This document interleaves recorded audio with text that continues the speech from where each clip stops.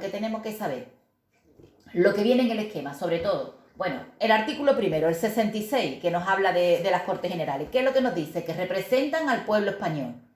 Representan al pueblo español porque, como ya sabéis, la votamos nosotros. Cada 4 años vamos a las elecciones y votamos tanto a los diputados como a los senadores. Entonces, cuando se reúnen, pues están representándonos a lo que es el pueblo, a lo que son nosotros, que para eso la hemos elegido. Espérate que añadamos aquí. Bueno, pues continuamos. Nos representan al pueblo español. Tenemos un sistema. Estamos haciendo un repaso con el otro día, ¿eh? Damaris, buenas tardes. Hacemos un repasito y dijimos que eran las Cortes Generales, representaban al pueblo español, se votaban cada 4 años. Había elecciones, la votamos y por eso nos representan. Que el sistema que teníamos era un sistema bicameral, había 2 cámaras, Congreso y Senado. Recordamos también que también se le llamaba al Congreso, se le llama Parlamento, a una se le llama Cámara Alta y la Cámara Baja. Para que no se nos olvide, la Cámara Alta es el Senado. De siempre el Senado eran como elegidos. Bueno, el Senado viene de siglos atrás y provenían de la alta nobleza. De ahí se le dice la Cámara Alta, el Senado. La Cámara Baja, el Parlamento, el Congreso. Vale, pues en el artículo 66, que es el que comienza hablando, pues nos dice que está formada por Congreso y por Senado, que tenemos un sistema bicameral. Y nos continúan diciendo después, aquí abajo, vemos que nos habla de las funciones de las Cortes Generales. Y decíamos que había 3 poderes en el Estado. Teníamos el poder legislativo, el ejecutivo y el judicial. El poder legislativo le pertenecía a las Cortes Generales. Entonces las Cortes Generales pues tienen la potestad legislativa. Recordábamos también que el poder ejecutivo lo tenía el gobierno y que el poder judicial lo tenía los jueces y magistrados. Son 3 poderes que están aquí desde la Revolución Francesa y era lo que hacía que el Estado, la división de poderes, ¿no? Espera, que están volviendo a entrar. Vamos a tener que poner un horario para que seamos más puntuales, ¿eh? Porque esto, a admitir, nos va a ir parando.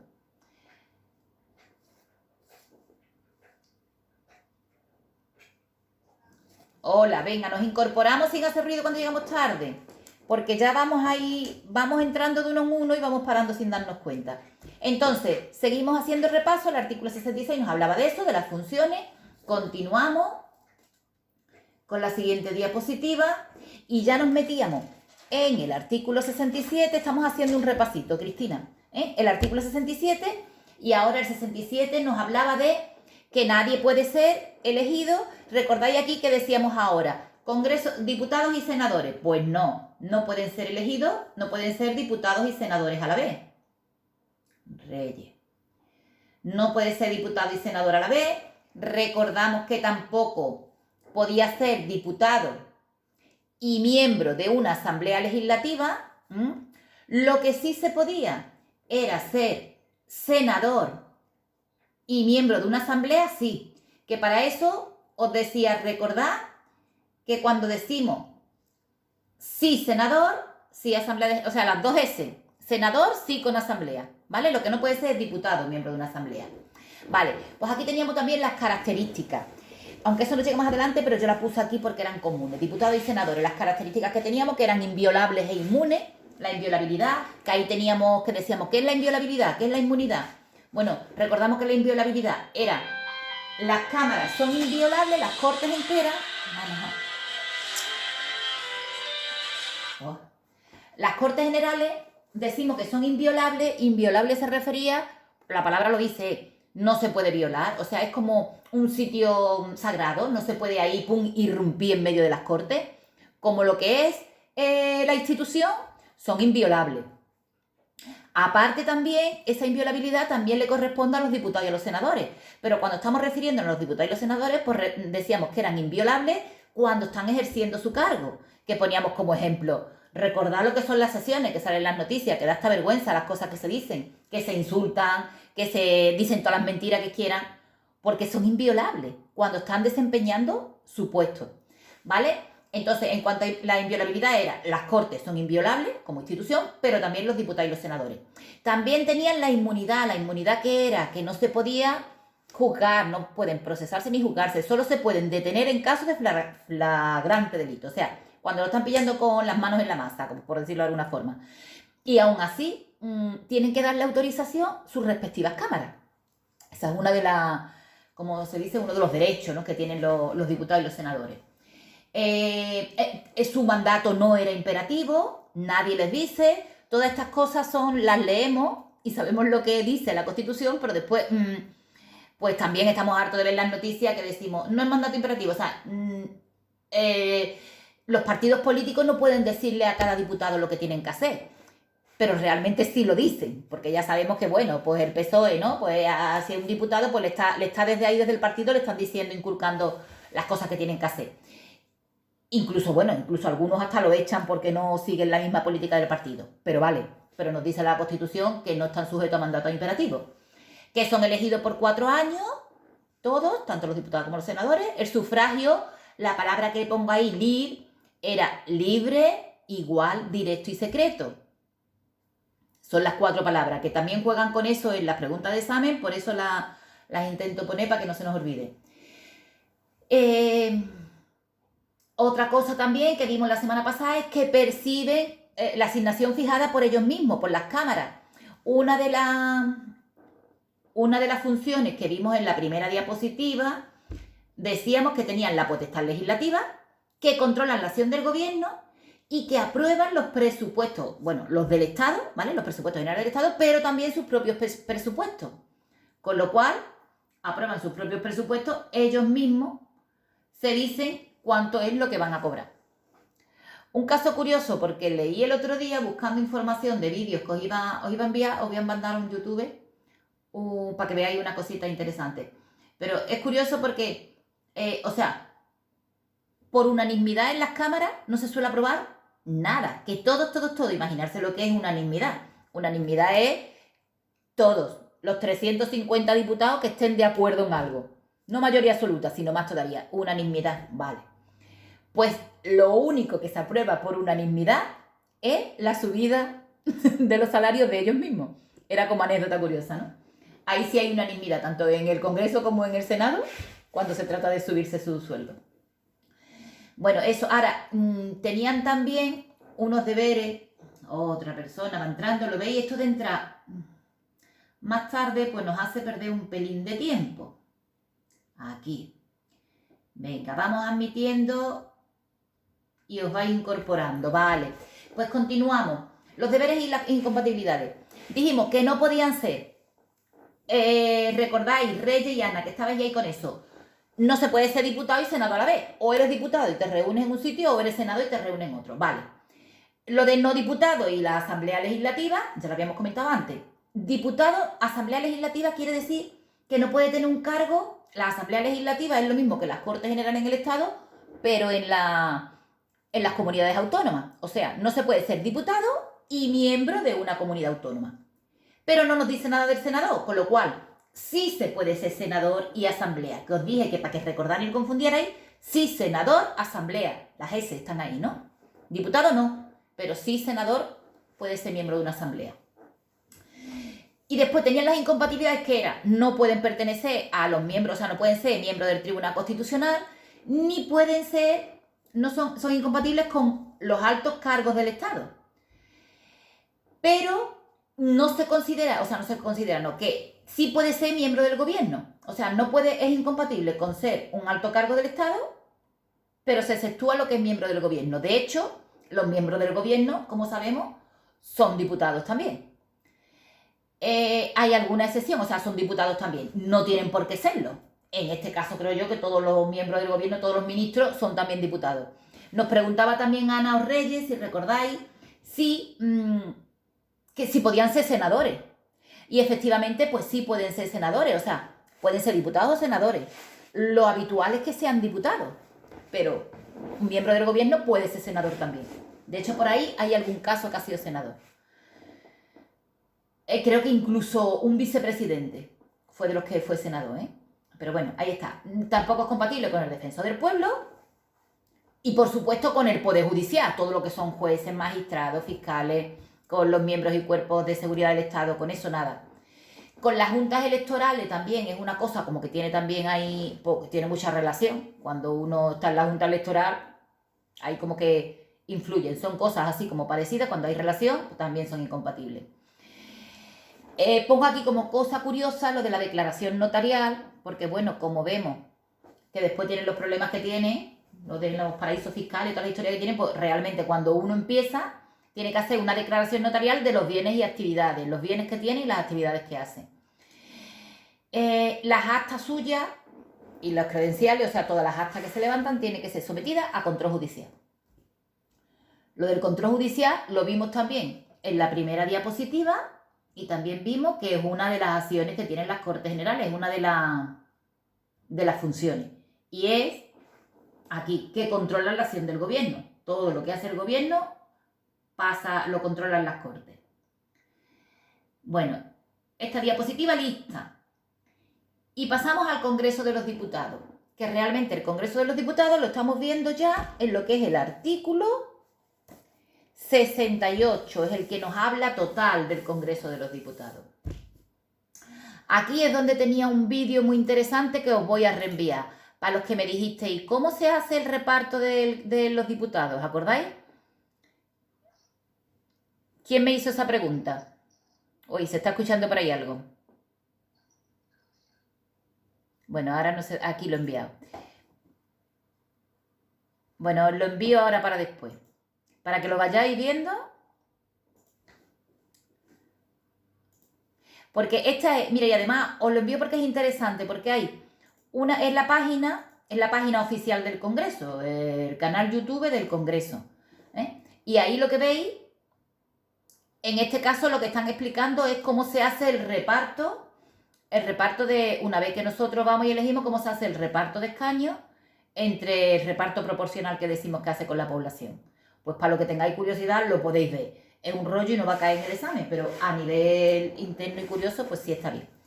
Lo que os va a caer del Congreso de los Diputados está todo aquí en esta diapositiva.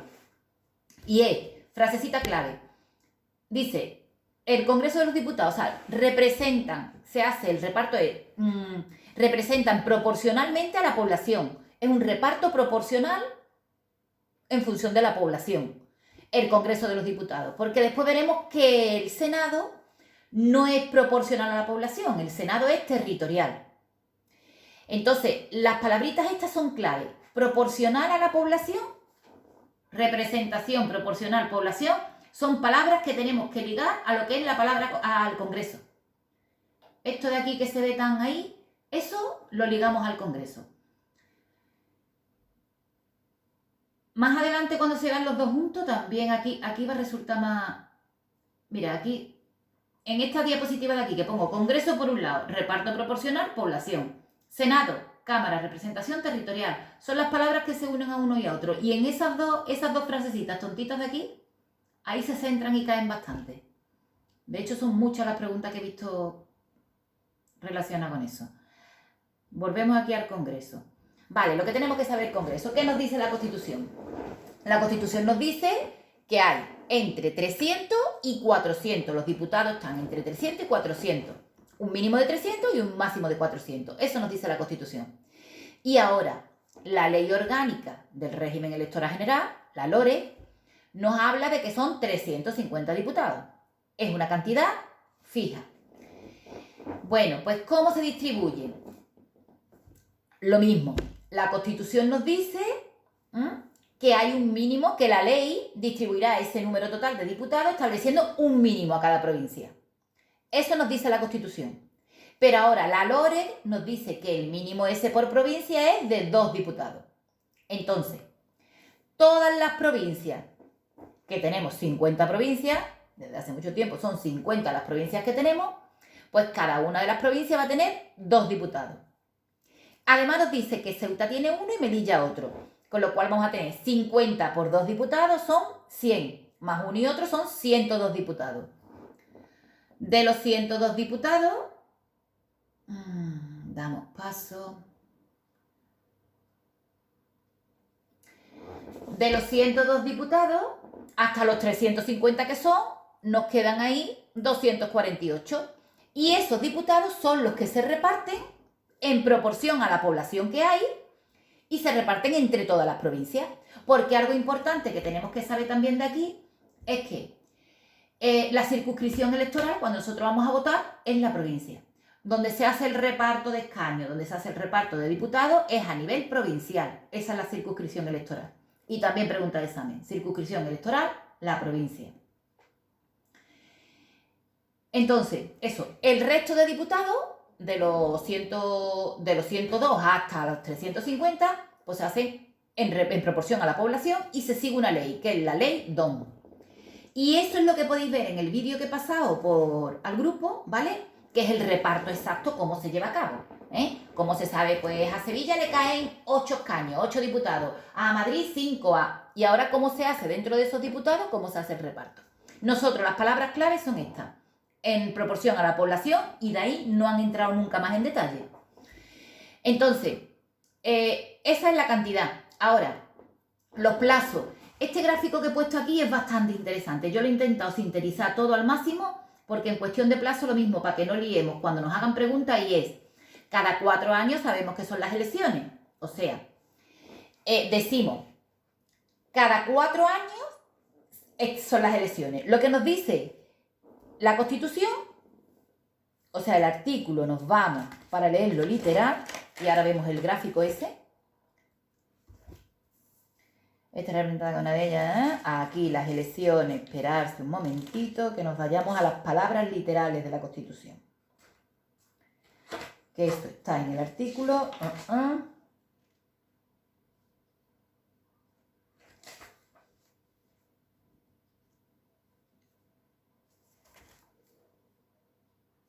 Aquí. Aquí, en el mismo artículo 68 que nos habla del Congreso, ¿vale? En el párrafo 4, nos dice que el Congreso es elegido cada 4 años y que el mandato de los diputados termina 4 años después de las elecciones. Entonces, yo eso lo he sintetizado así. Terminación del mandato, ¿veis? Pone debajo a los 4 años de su elección y el día de la disolución de la Cámara. O sea, puede ser también el día de la disolución. A ver, termina el mandato o a los 4 años de su elección o cuando se disuelve la Cámara, porque hay ocasiones en las que las cámaras se pueden disolver antes. Por ejemplo, puede haber una moción de censura, entonces cortaría lo que es el periodo de los 4 años y ahí es donde se disuelve. Se disuelve Por ejemplo, imaginarse ahora que se hace una reforma de la Constitución total y una de las condiciones cuando se hace una reforma total es disolver las cámaras. Pues si están a los 2 años y se hace una reforma, se tienen que disolver las cámaras. Ahí termina el mandato de los diputados. Bueno, pues desde que termina el mandato, ha terminado, ya han hecho los 4 años. Desde que ha terminado el mandato, en los 30, 60 días siguientes, tiene que convocarse las elecciones. Eso lo dice de la siguiente forma. Dice, el Congreso elegido es por 4 años. El mandato de los diputados termina 4 años después de su elección o el día de la disolución de las cámaras. Más adelante, porque aquí nos viene ahora que la ley reconoce y el Estado facilita el sufragio a los que están fuera de España. Y ahora en el apartado 6 nos dice ya, las elecciones tendrán lugar entre los 30 y los 60 días. De todas formas, también os pongo un dato ahí en rojo. No he puesto lo del 54, ¿verdad? No lo he puesto. Eso para quien quiera ampliar, que a veces cae. Dice entre los 30 a los 60 días, pero lo que es la LORE fija que es el día 54. En el día 54 justo es cuando tiene que convocarse las elecciones, aunque diga entre los 30 a 60. La Constitución te dice como eso, siempre tenéis que fijarse en los datos, los que salen de la Constitución y los que salen de la LORE. De la Constitución salía que el mínimo de 300 y el máximo de 400 diputados. De la Constitución sale también que hay un mínimo de diputados que se reparte por provincia. Y de la Constitución sale también que las elecciones serán entre los 30 y 60 días desde la terminación del mandato. Pero ahora la LORE nos fija otras cantidades. La LORE es la que ya concreta y fija más. Y la LORE en el caso de las elecciones nos dice que es en el día 54. Y las elecciones, ¿quién la convoca? Eso lo podemos ir adelantando ya, pero es el rey el que convoca. Y es por real decreto. El rey hace un real decreto y convoca esas elecciones. En ese Real Decreto, no sé si queréis que os lo amplíe más aquí, para que se vea un poquito mejor. ¿Lo veis ahí? Un poquito más. En ese Real Decreto tiene que venir la propuesta, ¿vale? Y el refrendo también. O sea, quiere decir que el rey lo propone, pero que lo refrenda el presidente del gobierno. O sea, perdón, al revés, perdona. El presidente es el que propone y refrenda. Eso porque no hemos saltado la corona. Pero ya vemos que el rey, todo lo que hace, es irresponsable total. O sea, no tiene responsabilidad ninguna. Es responsable la persona que propone y la persona que refrenda los actos del rey. Entonces, en el caso de las elecciones, el rey las convoca, pero no, la iniciativa no es suya. Se lo propone siempre a alguien. Todo lo que el rey hace se lo tiene que proponer a alguien. Y la misma persona que la propone es la que la refrenda. Que al refrendar lo que está haciendo es que se hace responsable de ese acto del rey. Entonces, en este caso, las elecciones es el presidente del gobierno el que le hace la propuesta y el que lo refrenda. Pongo ahí en rojo que a excepción del artículo 99, aunque esto ahora mismo la información os suena chino, pero conforme avancemos, cuando lleguemos al tema del gobierno, os va a resultar más claro. Porque cuando lleguemos al tema del gobierno, vamos a ver que hay otro caso, el del artículo 99, que es el presidente del Congreso. Claro, es el presidente del Congreso porque en ese caso es que todavía no tenemos presidente del gobierno. Pero ahora mismito lo veis ahí y no le echéis casi ni mucha cuenta. Cuando vayamos avanzando va a tener más sentido lo que está puesto. De entrada, para no liarnos mucho, porque estaba así haciendo un repasito y ya sí aquí me quería parar un poco más adelante. Lo que hay que saber del gráfico es así, es como que desde que termina el mandato, entre los 30 y 60 días, se celebran las elecciones. Que el rey la convoca por Real Decreto a propuesta del presidente, que es el mismo que la refrenda. Y ahora después tenemos, fijarse que ya tenemos las elecciones, se han convocado, hemos hecho las elecciones y ahora tenemos ahí otro plazo. Porque tenemos elecciones, pero se ha hecho todo el reparto, que están ahí, hay unos cuantos días, donde ya veis vosotros que las noticias van saliendo por tantos escaños por aquí, tantos por allí. ¿Qué partidos han salido, no? Pues mientras que van haciendo todos los recuentos, ¿vale?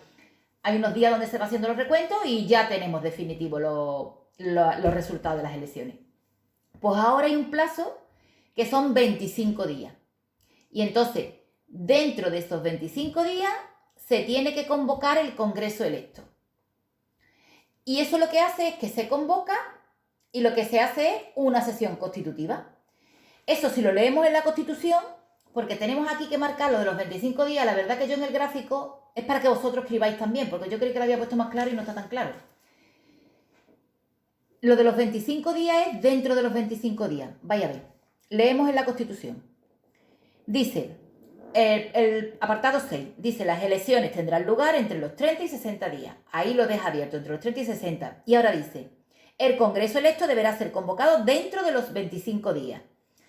Vale, que lo que quiero decir es que lo pongáis ahí clarito, que no es el día 25, sino que dentro de esos 25 días, puede ser el día 20, el día 14, pero dentro de esos 25 días se tiene que convocar el Congreso. Se tiene que reunir y eso es lo que se llama la sesión constitutiva del Congreso. Es la primera reunión que tienen después de las elecciones generales. Entonces, para que os quede claro, porque ahora vosotros vais a leer si queréis la Constitución bien tranquilo y lo vais a entender mejor. Pero para que os quede claro, cada vez que nosotros vamos a votar, que lo hacemos cada 4 años, en las elecciones, lo que hacemos es elegimos todos los que son los diputados y los senadores, ¿vale? Una parte de los senadores, porque vamos a ver más adelante que una parte la elegimos nosotros y otra parte son designadas por las comunidades autónomas. Pero a los diputados los elegimos todos nosotros, ¿vale? Una vez que lo hemos elegido, pues los tenemos todos ahí, pero no se pueden reunir porque no tienen todavía ni presidente, ni... Hay una, en la misma LORES lo establece también, los órganos colegiados no se pueden reunir si no tienen un presidente y no tienen quien los dirija. Entonces, claro, tenemos ahí todos los diputados, pero están ahí todos sueltos, todavía no hay nadie. ¿Qué es lo que hacen? No hay ni presidente del Congreso ni ningún cargo. Entonces, lo primero que se hace es eso, es reunirse, convocar al Congreso y lo que se llama esa sesión es la sesión constitutiva. En esa sesión constitutiva, el presidente hace de presidente el más antiguo, el más viejo de todos. Es un presidente que solo es para la reunión esa. Él hace de presidente y de secretario, que tenemos 2 secretarios, son los 2 más nuevos. O sea, el presidente es el más viejo y los dos más jóvenes hacen de secretario.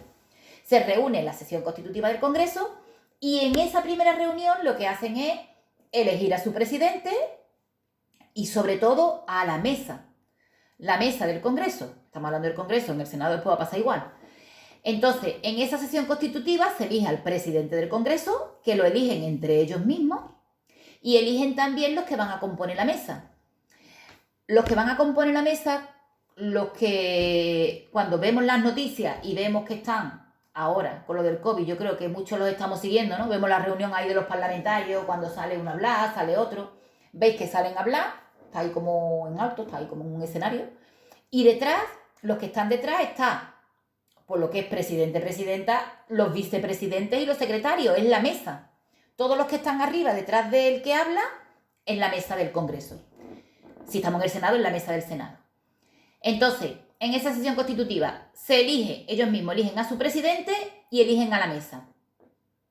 Dato también de examen, no sé si está aquí también puesto, pero el dato también. También dato para memorizar. Me he ido.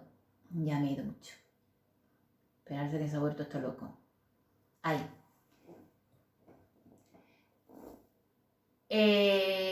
No lo he puesto. O es que está muy grande. Esperarse que lo he puesto muy grande. Ahí. No lo he puesto aquí. Quizás lo ponga más adelante. Bueno. Las mesas del Congreso y del Senado. ¿Por quién está? Eso también suele caer. ¿Quién compone la mesa del Congreso? La mesa del Congreso está compuesta por un presidente del Congreso, por 4 vicepresidentes y 4 secretarios. Esos son datos. O lo apuntáis ahí al lápiz o más adelante yo creo que está puesto por algún sitio. Diferente de la mesa del Senado. En la mesa del Senado es un presidente, 2 vicepresidentes y 4 secretarios. Bueno, pues ya tenemos nosotros nuestro Congreso de los Diputados. Ya tenemos el presidente y ya tenemos la mesa. Ya pueden funcionar. La composición de la mesa. Pues la mesa del Congreso está formada por un presidente, 4 vicepresidentes y 4 secretarios. Las funciones de la mesa y sobre todo del presidente, pues más que ya lo veis, mirarse por curiosidad los que no lo hayáis visto, pues mirad las noticias cuando estén hablando. Cuando estén hablando os vais a fijar que le dan paso, que es el que dice, pues el turno de palabra, te toca a ti, el que da orden, incluso tiene un botoncito que si quiere lo desconecta. O sea, si está hablando uno y está hablando más de la cuenta y el orden se está alterando, pues si quiere, pum, le quita el micrófono, le quita la voz. Como yo desde aquí, que os puedo quitar la voz a alguno, ¿no? Pues un poco esa es la función del presidente del Congreso y del Senado. No lo confundamos, que no tiene nada que ver con el presidente del gobierno. El presidente del Congreso es entre los mismos diputados, entre ellos. Entonces, soy muy repetitiva en esta diapositiva, pero es que todos los datos de ahí son interesantes. La mesa del Senado lo único que tiene es la mitad de vicepresidente. En vez de 4 son 2. El Congreso es 1-4-4 y el Senado 1-2-4. Vuelvo a poner otra vez aquí que las elecciones se celebrarán dentro de los 30-60 días desde que termina el mandato, que la LORE, aquí sí aparece lo de los 54 días, ¿lo veis? Que la LORE sí establece que es el día 54 desde que se convoca, desde que termina el mandato, en el día 54 en las elecciones.